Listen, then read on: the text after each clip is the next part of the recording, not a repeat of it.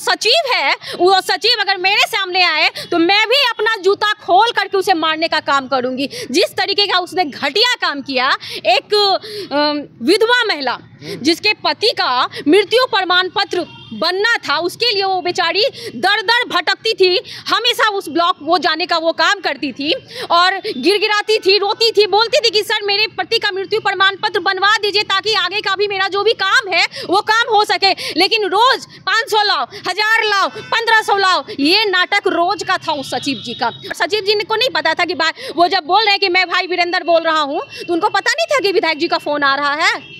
हाँ, ये सम्राट चौधरी जी फोन कर देंगे, पांडे जी, मंगल जी फोन कर देंगे, जी सर प्रणाम सर, पहचान गया सर, और भाई वीरेंद्र फोन करके बोल रहे तो भाई वीरेंद्र ने क्या गलत कहा।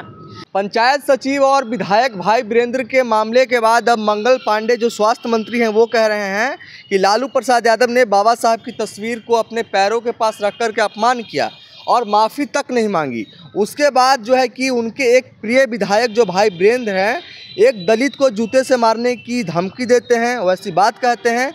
यही जो है कि आरजेडी की नीति है। उन्होंने जो है कि एक आरजेडी का फुल फॉर्म भी बताया है कि आरजेडी का मतलब है रोज़ दलील करो दलितों को। यही उनकी नीति है, यही उनके सिद्धांत हैं। हम बातचीत करेंगे। बातचीत करने के लिए हमारे साथ पूजा शेखर जी हैं, आरजेडी की नेत्री हैं। रोज़ जलील करो दलितों को, यही आप लोग का पार्टी का नीति है। सबसे पहले तो मैं बताना चाहती हूँ कि हमारे नेता माननीय श्री लालू प्रसाद यादव जी ने दलितों को सम्मान दिया यहाँ पर, और ये पांडे जी जो कह रहे हैं कि बाबा साहेब के फोटो का उन्होंने अपमान किया, तो उन्होंने कोई अपमान नहीं किया है। बिहार की धरती पे माननीय श्री लालू प्रसाद यादव जी ने हमेशा सम्मान देने का काम किया, चाहे वो दलित हो, चाहे वो पिछड़े वर्ग के लोग हो, सबों को सम्मान देने का उन्होंने काम किया है यहाँ पर। छोड़िए ना, लालू जी का तो मामला पुराना हो गया। बाबा साहब अम्बेडकर के जो मूर्ति का मामला था, तस्वीर का मामला था। ये जो नया मामला है, दलित को जूते से मारने की धमकी भाई वीरेंद्र दे रहे हैं। दलित को जूते से मारने की धमकी नहीं है, एक सचिव को, जो घुसखोर सचिव है, उसको जूते से मारने की धमकी है, और मारने की धमकी नहीं है। मैं तो कहती हूँ कि वो सचिव है, वो सचिव अगर मेरे सामने आए तो मैं भी अपना जूता खोल करके उसे मारने का काम करूंगी। जिस तरीके का उसने घटिया काम किया, एक विधवा महिला जिसके पति का मृत्यु प्रमाण पत्र बनना था, उसके लिए वो बेचारी दर दर भटकती थी, हमेशा उस ब्लॉक वो जाने का वो काम करती थी और गिड़गिड़ाती थी, रोती थी, बोलती थी कि सर मेरे पति का मृत्यु प्रमाण पत्र बनवा दीजिए ताकि आगे का भी मेरा जो भी काम है वो काम हो सके। लेकिन रोज 500 लाओ, 1000 लाओ, 1500 लाओ, ये नाटक रोज का था उस सचिव जी का, और इसके कारण ही वहाँ के जो पूर्व विधायक हैं भाई वीरेंद्र जी ने फ़ोन किया। तो भाई वीरेंद्र जी को क्या वो सचिव नहीं जानता था? हाँ, मनेर के वो तो विधायक है ना, मनेर के विधायक। हाँ सॉरी, हाँ वो लगभग मुझे लगता है कि 3-4 टर्म 15 साल से वो विधायक है वहाँ पर, और एक बच्चा जानता है मनेर में कि भाई वीरेंद्र कौन है। एक ही नाम काफी है, भाई वीरेंद्र। बच्चा बुजुर्ग सब बताएगा कि भाई वीरेंद्र वहाँ के विधायक हैं। ठीक है, तो सचिव जी को जब फोन गया, और सचिव जी को नहीं पता था कि वो जब बोल रहे हैं कि मैं भाई वीरेंद्र बोल रहा हूँ, तो उनको पता नहीं था कि विधायक जी का फोन आ रहा है। हाँ, ये सम्राट चौधरी जी फोन कर देंगे, पांडे जी, मंगल जी फोन कर देंगे, जी सर प्रणाम सर, पहचान गया सर, और भाई वीरेंद्र फोन करके बोल रहे तो भाई वीरेंद्र ने क्या गलत कहा। उस महिला से वो पैसा लेने का वो काम किया, उनका काम भी नहीं हुआ। मैं तो कहती हूँ कि ये सिर्फ एक सचिव की कहानी नहीं, बल्कि बिहार में जितने भी ब्लॉक हैं, वहाँ जितने भी कर्मचारी काम कर रहे हैं, सबका यही हाल है। बिना पैसे का कोई किसी का काम नहीं करता, किसी ब्लॉक में नहीं करता। मैं तो खुद भुक्तभोगी हूँ। मैं बताना चाहती हूँ कि अभी 1.5 साल पूर्व मेरे पिताजी एक्सपायर किए, और सहरसा में जो हमारा कहड़ा ब्लॉक है, जब मैं कहड़ा ब्लॉक गई अपने पिताजी का मृत्यु प्रमाण पत्र बनवाने के लिए, तो मुझसे भी पैसा लिया गया, मुझसे भी पैसा लिया गया।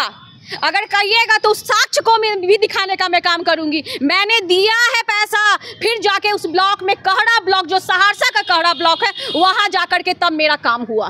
तो मैं खुद भुक्तभोगी हूँ। तो बताओ कि उस विधवा महिला दर दर भटक रही है, जिसके पास पैसे का अभाव है, वो जा रही है, दे रही है, फिर भी उसका काम नहीं हो रहा है। तो भाई ऐसे सचिव को जूता नहीं मारेगा लोग, जूता का माला नहीं पहनाएगा लोग, तो क्या करेगा। लेकिन ये सारा सचिव जी का और विधायक जी का मामला, सारा प्रकरण खत्म होने के बाद कई लोग अब ये कह रहे हैं कि सचिव जी ने बात किया विधायक जी से, विधायक जी ने सचिव से बात किया, SC/ST थाने पहुँचे सचिव जी और केस कर दिए। लेकिन अब कई लोग कह रहे हैं कि केस करना था उनको तो मनेर से आकर पटना क्यों केस किए, उनके पीछे कोई लोग लगे हुए हैं? जी हाँ, उनके पीछे यही जो सरकार बैठी हुई है बिहार में हमारे, हाँ। बस यही लोग हैं, यही के नेता हैं जो उन्हें बुला करके कि तुम ये से करो, तुम वैसे करो। अरे भाई, यहाँ अगर हम एक्शन ले रहे हैं या हम बोल रहे हैं कि भाई यहाँ धांधली हो रही है, यहाँ पे कोई भी गलत काम अगर हो रहा है, कोई भी, चाहे जदयू बीजेपी के ही नेता क्यों ना हो, ये तो आरजेडी के नेता थे, चल जदयू बीजेपी के भी नेता हो, अगर वो आवाज़ उठाते हैं और जिसके विरोध हम खड़े होते हैं, वो SC/ST के एक्ट के तहत वो जो भी जिस भी जाति से आते हो, अगर आप उसका फ़ायदा उठा करके केस कर देते हो तो ये अलग बात है।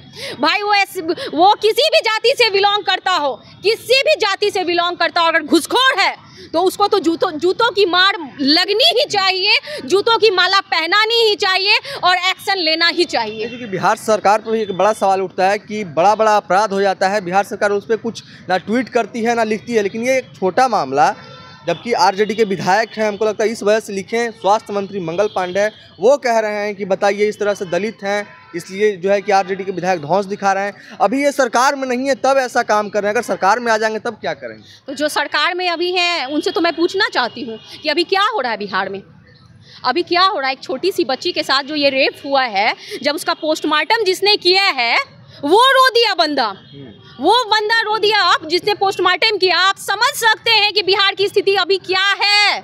ये बताए ना कि अभी कौन सा मंगल राज चल रहा है। मंगल पांडे क्या मंगल राज चला रहे हैं बिहार में? मैं तो पूछना चाहती हूँ मंगल पांडे से, ये मंगल राज चल रहा है बिहार में? PMCH में हेलीपैड उतारने की बात कर रहे हैं मंगल पांडे। हेलीपैड, वो हेलीपैड नहीं, लाशों की बौछार लगाने वाले हैं वहाँ पर। वो जो रोज लाशों की जो लोग गिनती नहीं कर पाते, इतनी लाश निकलती है वहाँ से, एडमिट नहीं लोग हो पाते हैं, हॉस्पिटल के बेड पे पहुँचने से पहले जो लोग दम तोड़ देते हैं, उसकी लंबी लाइन लगने वाली है वहाँ, वही रोज लगता है। वो हेलीपैड उतार के क्या करेंगे वहाँ पर?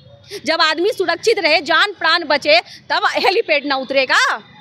कि जो सचिव के साथ जो विधायक जी ने बातचीत की, जिस तरीके से पेश आया, वो बिल्कुल सही था। एकदम बिल्कुल सही है। मैं तो कहती हूँ कि बिहार के जितने भी ब्लॉक हैं, जितने सारे ब्लॉक हैं, जा करके ये मंगल पांडे हो, चाहे जो भी आरोप लगा रहा है, ये NDA के जो भी नेता आरोप लगा रहे हैं, इनको तो मैं चैलेंज करती हूँ कि जाए देखे ब्लॉक का हाल, देखे कहाँ घुसखोरी नहीं है। हर ब्लॉक में घुसखोरी है, हर जगह घुसखोरी है।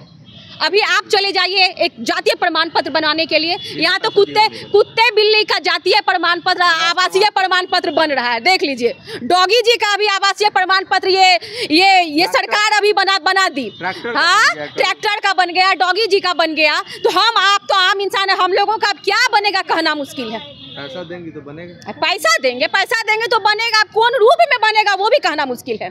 चलिए, तो हमारे साथ पूजा शेखर यादव थी। इनका साफ तौर पे कहना था कि जो पंचायत सचिव और भाई वीरेंद्र का मामला है, भाई वीरेंद्र ने जो उनसे बातचीत की वो बिल्कुल कहीं पे भी है कि जो गलत बातचीत नहीं है, उन्होंने बिल्कुल सही बातचीत किया है। अगर मैं उस जगह पे रहती, मेरे साथ जो पहले मेरे पिताजी के मामले में प्रकरण हुआ, पिताजी का देहांत के बाद ये गई थी ब्लॉक और जो है कि वहाँ पर मृत्यु प्रमाण पत्र बनवाने गई थी, तो इनसे भी जो है कि ब्लॉक में जो अधिकारी बैठे हुए रहते हैं उनके द्वारा पैसा मांगा गया था। खैर, हमारी बातचीत को लेकर के आप क्या कुछ सोचते हैं, आप अपनी प्रतिक्रिया कमेंट बॉक्स में जरूर दर्ज करें। तब तक के लिए देखते रहें the news hub. Panorama group, जो सोचता है वो करता है।